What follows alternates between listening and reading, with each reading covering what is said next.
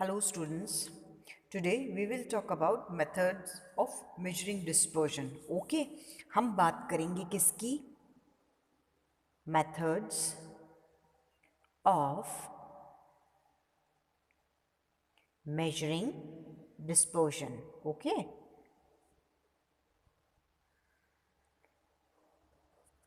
Means इसे कहते हैं हिंदी में अपकिरण मापने की रीतियां. क्या कहते हैं? अपकिरण मापने की रीतियाँ, उसके बारे में आज हम बात करेंगे. ठीक है, ये आपका नेक्स्ट कंसेप्ट है. प्रीवियस लेक्चर्स में हमने मीन मीडियन मोड देखा था. देन आफ्टर अब हम जिन मेथड्स की बात करेंगे वो किसकी है? अपकिरण की माप रीतियाँ है. मीन्स किसके मेथड्स हैं? डिस्पर्जन के. ठीक है, और इस डिस्पर्जन को समझने के पहले, इनके मेथड्स को समझने के पहले हमको ये समझना है कि ये होती कौन कौन सी है. तो ये जो अपकिरण है वो दो तरीके के होते हैं. उनके माप करने के दो तरीके होते हैं. एक एब्सोल्यूट मेजरमेंट और एक रिलेटिव मेजर्स होते हैं. ठीक है, क्या होता है? फर्स्ट होता है एब्सोल्यूट मेजर. फर्स्ट हमारा क्या होता है, हम इसमें डिफरेंस देखेंगे बाद में, तो हम पहले फर्स्ट देख लेते हैं. फर्स्ट हमारा क्या होता है? फर्स्ट हमारा है एब्सोल्यूट मेथड. एब्सोल्यूट मेजर्स होते हैं हमारे, जिन्हें कहते हैं निरपेक्ष माप. क्या कहते हैं?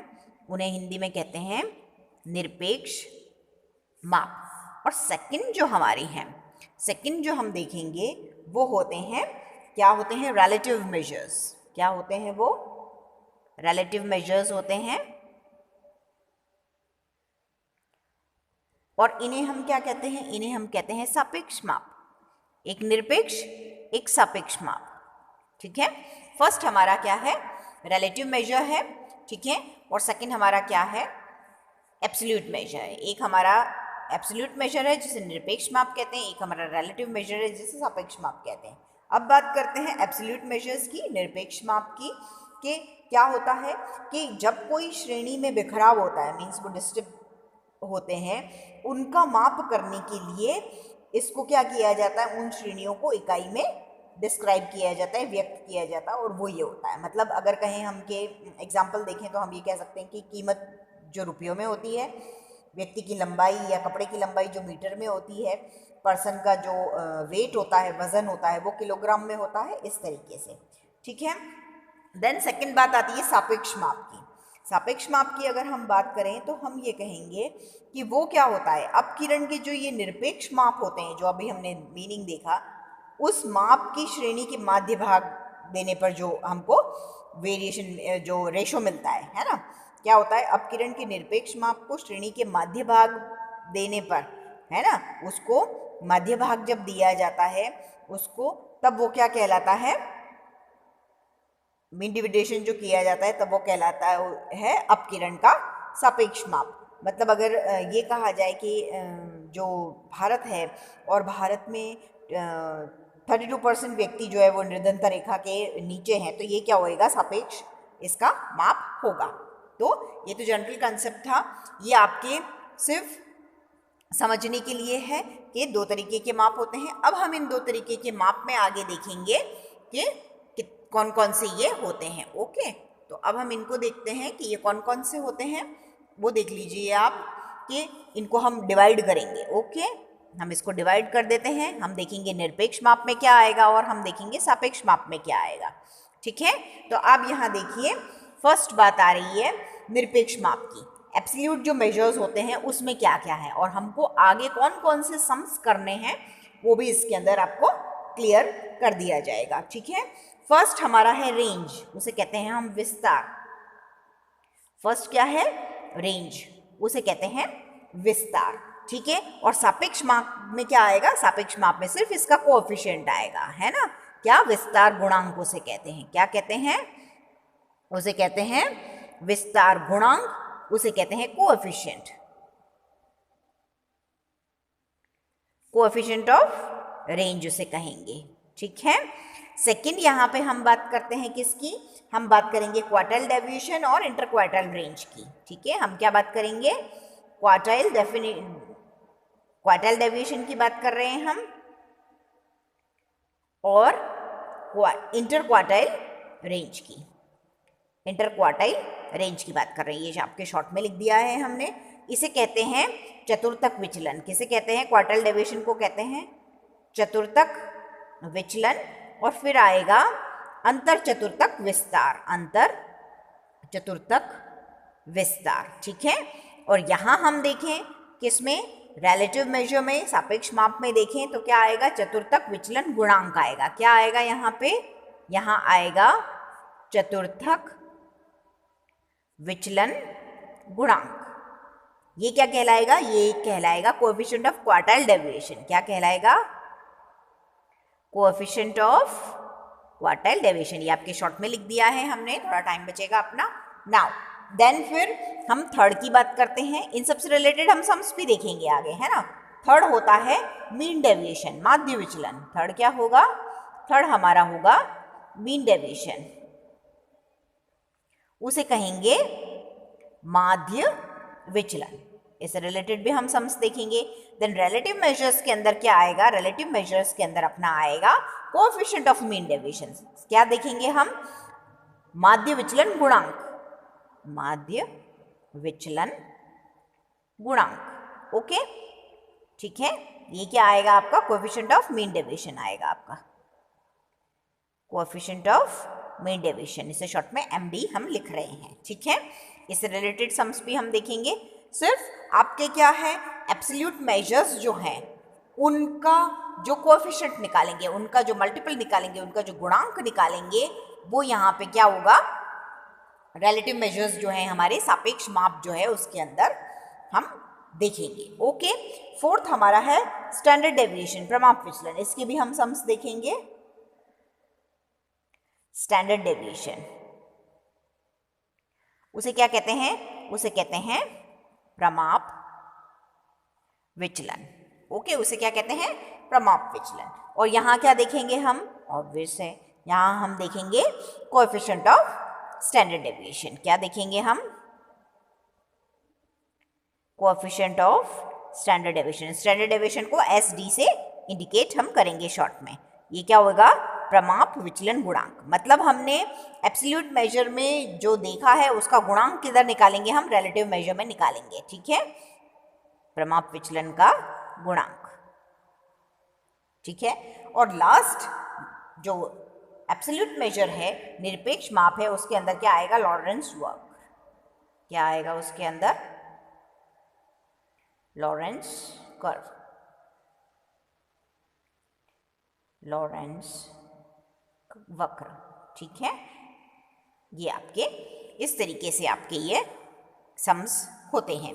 तो डिस्पर्शन जो है उसके मेथड्स कौन कौन से हैं होते हैं, उनके मापने की जो रीतियाँ होती है ना, मेथड्स ऑफ मेजरिंग डिस्पर्शन देख रहे हैं हम कि अपकिरण मापने की रीतियाँ कौन कौन सी होती है। तो दो तरीके से देख सकते हैं हम उनको। फर्स्ट हमारा है एब्सोल्यूट मेजर, सेकेंड है रिलेटिव मेजर, मीन्स निरपेक्ष माप और सापेक्ष माप। निरपेक्ष माप की हम बात कर रहे हैं तो हम देख रहे हैं उसमें विस्तार, रेंज, विस्तार गुणांक देखेंगे सापेक्ष माप में। निरपेक्ष में हम देख रहे हैं चतुर्थक विचलन, क्वार्टाइल डेविएशन और अंतर चतुर्थक विस्तार। ठीक है। और यहाँ हम देखेंगे सापेक्ष माप में चतुर्थक विचलन गुणांक देखेंगे, उसका कोएफिशिएंट ऑफ क्वार्टाइल डेविएशन देखेंगे। फिर हम देखेंगे माध्य विचलन, तो माध्य विचलन गुणांक देखेंगे। हम देखेंगे स्टैंडर्ड डेविएशन, तो coefficient of standard deviation. Then यहाँ पे है लॉरेंस कर्व। ठीक है। ये तो क्या थी? अपकिरण मापने की रीतियाँ थी। अब हम फर्स्ट जो हमारा है हम उसकी बात करेंगे और उसके सम्स देखेंगे। वो हमारा कंसेप्ट आएगा रेंज। ठीक है। वो जो हमने फर्स्ट देखा है उसे कहते हैं विस्तार। आज हम विस्तार की बात करेंगे कि विस्तार होता क्या है। तो ये क्या है? ये अपकिरण के निरपेक्ष रूप की सबसे इजी माप होता है। क्या होता है? डिस्पर्जन का एब्सोल्यूट जो मेजर होता है ना, डिस्पर्जन का एब्सोल्यूट मेजर जो है उसका सबसे ईजीएस्ट मेजरमेंट ये होता है। ठीक है। इसमें क्या होता है? जो सीरीज होती है उसका मैक्सिमम मीन्स उसका लार्जेस्ट और उसका स्मॉलेस्ट जो पद होता है उनमें अंतर देखते हैं। ठीक है। उनमें हम डिफरेंस देखते हैं, उसको विस्तार भी कहते हैं और उसको हिंदी में परास भी कहते हैं। ठीक है। तो आज हम उसको देखेंगे। हम बात करते हैं रेंज की, और रेंज को इंडिकेट किससे करते हैं? तो देखिए रेंज को R से इंडिकेट करते हैं। ठीक है। अब हम इसका फॉर्मूला देख लेते हैं। तो फॉर्मूला बिल्कुल ईजी है, L - S। ओके, इसको इनबॉक्स कर देंगे हम L माइनस एस। L मतलब लार्जेस्ट वैल्यू और S मतलब स्मॉलेस्ट वैल्यू। ओके, L और S क्या होता है हमारा? L होता है लार्जेस्ट वैल्यू, ठीक है, और M हमारी S हमारा होगा स्मॉलेस्ट वैल्यू, ठीक है, मतलब अधिकतम मूल्य और न्यूनतम मूल्य, ये इसका फॉर्मूला होता है, ठीक है। और अगर हम कोएफिशिएंट ऑफ गुणांक जो होता है, विस्तार गुणांक जो होता है, रेंज, अगर हम उसकी बात करते हैं, हम रेंज की बात कर रहे हैं, ठीक है, तो उसमें क्या हो जाएगा? विस्तार गुणांक हो जाएगा। तो उसमें क्या हो जाएगा? उसमें फॉर्मूला बन जाएगा कोएफिशिएंट ऑफ आर। तो उसमें क्या हो जाएगा हमारा? उसमें हमारा हम लिखेंगे, एक बार प्लस में लिखेंगे और एक बार अपॉन करके माइनस में लिखेंगे। ओके, ऊपर आएगा माइनस, नीचे आएगा प्लस, डोंट फॉरगेट, है ना। ऊपर आएगा किसमें? माइनस में, नीचे आएगा प्लस में, और अपॉन करना है हमको। मतलब विस्तार गुणांक कैसे निकलेगा? अधिकतम मूल्य माइनस न्यूनतम मूल्य अपॉन अधिकतम मूल्य प्लस न्यूनतम मूल्य, इस तरीके से ये निकलेगा। ये होता है कोएफिशिएंट ऑफ रेंज, ठीक है। हमने क्या देखा है? हमने दो फॉर्मूले देखे हैं। हमने रेंज का फॉर्मूला देखा है, वो होता है L माइनस एस, मतलब अधिकतम मूल्य L को इंडिकेट कर रहा है और न्यूनतम मूल्य S से इंडिकेट हो रहा है, ठीक है। फिर हमने देखा है कोएफिशिएंट ऑफ रेंज, ठीक है, वो क्या होता है? विस्तार गुणांक, मतलब यही जो L और S है, इनको एक बार माइनस में लिखेंगे, एक बार प्लस में लिखेंगे और अपॉन कर देंगे, तो हमारा कोएफिशिएंट निकल जाएगा, ठीक है। और हमारा ये जो कोएफिशिएंट निकलेगा, वो ध्यान रखने वाली बात है कि 0 से 1 के बीच में होगा, 1 से ऊपर नहीं जाएगा। क्या होएगा? इसकी वैल्यू, इसकी रेंज जो होती है वो 0 से 1 के बीच में होएगी। कोएफिशिएंट जो होता है वो हमेशा 0 से 1 के बीच में होगा, ठीक है। अगर ये 1 से ऊपर गया मीन्स हमारा आंसर गलत है। ये इसको टैली करने का तरीका है। 0 हो सकता है और 1 हो सकता है, और इसके बीच में भी हो सकता है 0.25, 0.50, 0.75 और 1 भी है, 0 भी है, लेकिन 0, 1 और ये प्लस में भी हो सकते हैं। क्या हो सकते हैं? माइनस में भी हो सकते हैं और प्लस में भी हो सकते हैं। ये कोएफिशिएंट्स जो होते हैं, है ना, उनकी बात कर रहे हैं हम, ठीक है। ये इस तरीके से 0.25, 0.50, 0.75 और 1 और 0, ठीक है, और 1, ये इन सब में बनते हैं। और ये इन सब में जो बन रहे हैं मीन्स 0 भी हो सकता है, 1 भी हो सकता है। मिनिमम क्या होएगा? 0, मैक्सिमम 1, 1 से अप नहीं जाएगा, मीन्स 1.2 बोला नहीं, हमारा आंसर मीन्स समझना है रॉन्ग है, तो हमको वापस उसको रीचेक करना है। ओके, कोएफिशिएंट, सिर्फ कोएफिशिएंट की बात हो रही है, ये जो विस्तार गुणांक है इसकी बात हो रही है। कोएफिशिएंट जो होते हैं वो आपके 0 से 1 के बीच में इनकी रेंज होती है, ठीक है। ये 25 हो सकते हैं, 50 हो सकते हैं, 75, मीन्स इनके बीच में जो डिजिट्स आती है वो सब हो सकते हैं, है ना, लेकिन ये 1 से ज़्यादा नहीं होगा। ओके, नाउ अब हम बात करते हैं सवाल की, कि अगर हम देखें कि जो इंडिविजुअल सीरीज है, डिस्क्रीट सीरीज है और कंटिन्यूस सीरीज है, उसमें इसके सम कैसा होगा, ठीक है। तो पहले हम एक सवाल देख लेते हैं इंडिविजुअल सीरीज का, कैसे, बहुत इजी है ये। इंडिविजुअल सीरीज जो होती है उसका एक हम सम देखते हैं, ठीक है, व्यक्तिगत श्रेणी का, कि हमारे पास क्या लिखी हुई है? हमारे पास सीरीज लिखी हुई है, सीरियल नंबर लिखे हुए हैं हमारे पास, और हमारे पास मार्क्स लिखे हुए हैं। क्या लिखे हुए हैं? हमारे पास अंक लिखे हुए हैं बच्चों के, ठीक है।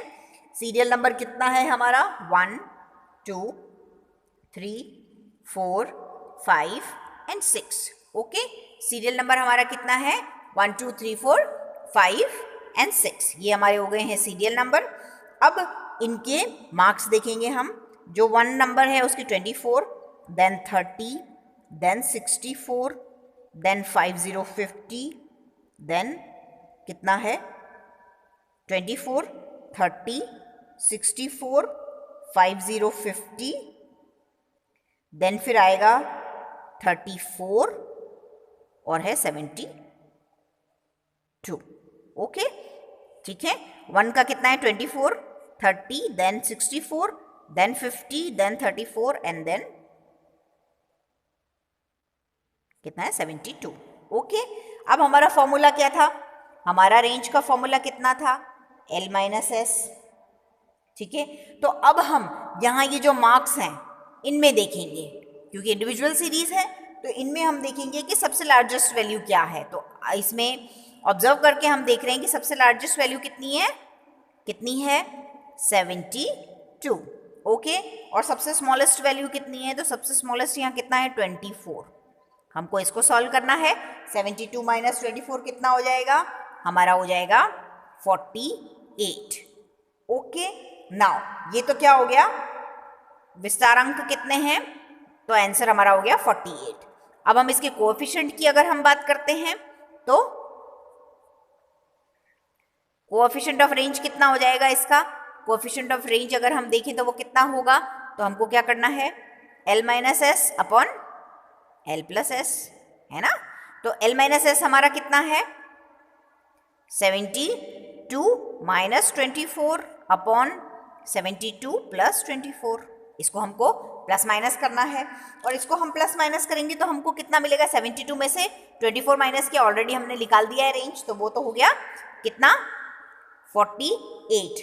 देन फिर कितना, 72 प्लस 24 करेंगे तो वो कितना हो जाएगा, वो हमारा को मिलेगा 96। और अब हम इसको डिवाइड करेंगे तो वी गॉट 0.5। देखिए है ना, 0 और 1 के बीच में रेंज, तो ये हमारा हो गया coefficient of range.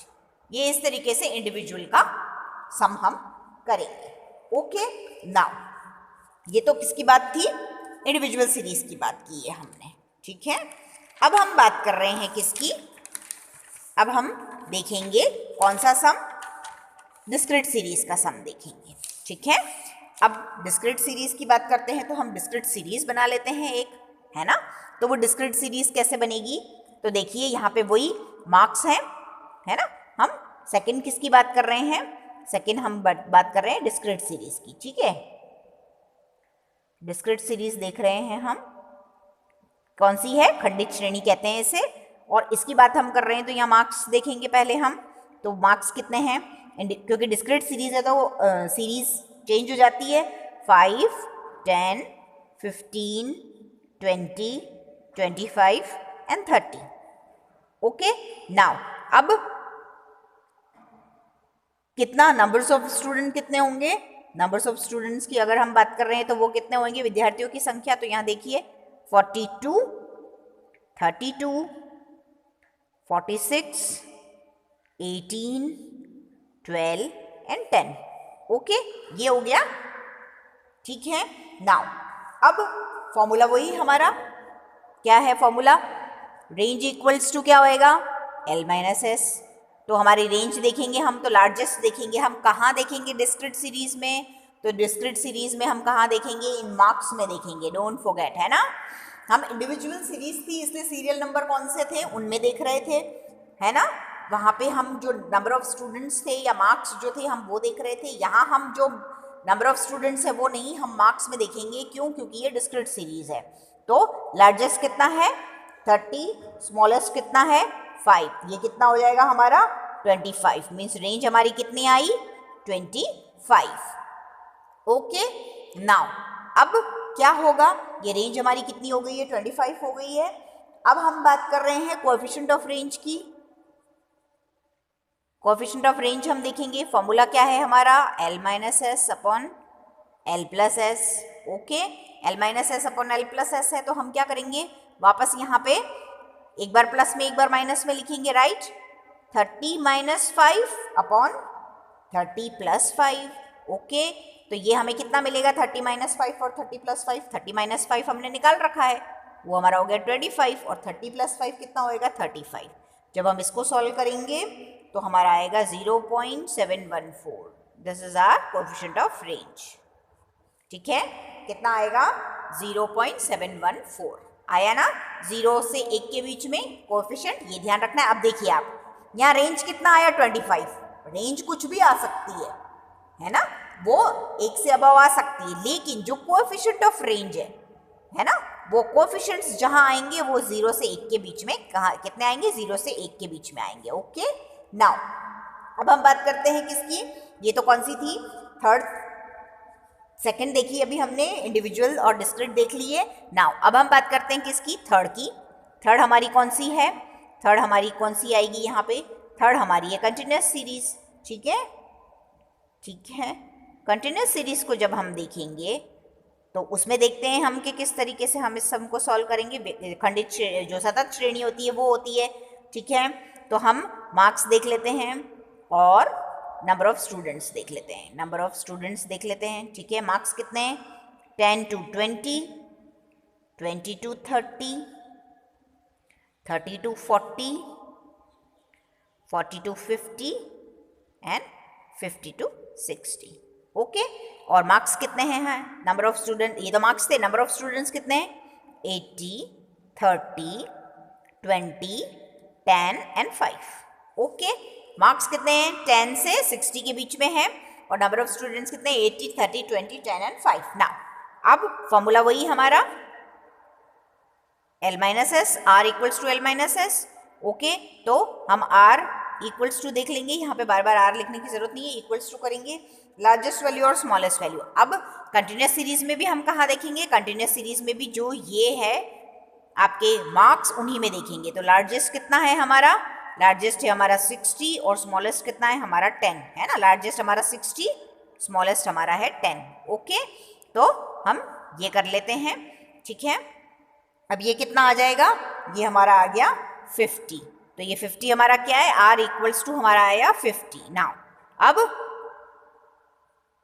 Coefficient of range की बात कर रहे हैं हम, वो क्या हो जाएगा? L minus S upon L plus S. कितना हो जाएगा L माइनस एस और L plus S? L minus S लिखेंगे हम 60 माइनस 10 अपॉन 60 प्लस 10। अच्छा, आपका ये जो रेंज का आंसर आया है उसको हमको ऊपर नहीं लिखना है, हमको L माइनस एस ही लिखना है और L प्लस एस ही लिखना है, ओके। तो L माइनस एस और L प्लस एस, अब हम इसको सॉल्व कर रहे हैं। कितना आ गया L minus S? L minus S हमारा है 50 और L प्लस एस हमारा कितना है? 70। और जब हम इसको सॉल्व करेंगे तब भी हमारा आंसर कितना आएगा? Same as discrete series 0.714। तो वो हमारा क्या हो जाएगा? रेंज, कोएफिशिएंट ऑफ रेंज हो जाएगी। आप वापस देखिए, है ना, कोएफिशिएंट ऑफ रेंज हमारी कितनी आई? 0 से 1 के बीच में आ रही है, ओके। अभी हमारे पास सिर्फ सब पॉजिटिव पॉजिटिव चल रहे हैं, ठीक है। तो हमने आज लेक्चर में क्या देखा है? हमने देखा था मेजरिंग ऑफ डिस्पर्जन, ठीक है। फिर उसके मेथड्स देखे हमने देखा है कि मेजर्स ऑफ डिस्पर्जन जो है वो कितने टाइप के होते हैं? 2 टाइप के होते हैं, एक एब्सोल्यूट और एक रिलेटिव, है ना, निरपेक्ष और सापेक्ष। अब निरपेक्ष और सापेक्ष में फिर हमने कौन से देखे हैं? तो निरपेक्ष और सापेक्ष में हमने देखे हैं वापस कौन कौन से? रेंज देखा है तो रेंज का कोएफिशिएंट देखा है, क्वार्टल डेविएशन देखा है तो उसका कोएफिशिएंट देखा है, मीन डेविएशन देखा है उसका कोएफिशिएंट, स्टैंडर्ड डेविएशन उसका कोएफिशिएंट और लॉरेंस कर्व, ओके। ये सब होते हैं एब्सोल्यूट मेजर्स और रिलेटिव मेजर्स। उसमें फिर हमने फर्स्ट यहाँ हम देख रहे हैं रेंज। आज हमने रेंज की बात की, विस्तार। तो रेंज का फॉर्मूला क्या होता है? R equals to L minus S. L means largest value और S means smallest value, okay. Then फिर उसका कोएफिशिएंट देखा है, तो फॉर्मूला क्या है? अधिकतम मूल्य माइनस न्यूनतम मूल्य अपॉन अधिकतम मूल्य प्लस न्यूनतम मूल्य, मतलब L minus S upon L plus S. Individual, discrete और कंटिन्यूस सीरीज का हमने सम देख लिया था, ठीक है। नेक्स्ट लेक्चर में हम क्वार्टल डेविएशन जो है ना, उसकी बात करेंगे कि क्वार्टल डेविएशन क्या होता है, उसके फॉर्मूला वगैरह क्या होते हैं और कोएफिशिएंट उसका किस तरीके से हम कैलकुलेट कर सकते हैं, ओके। Thank you.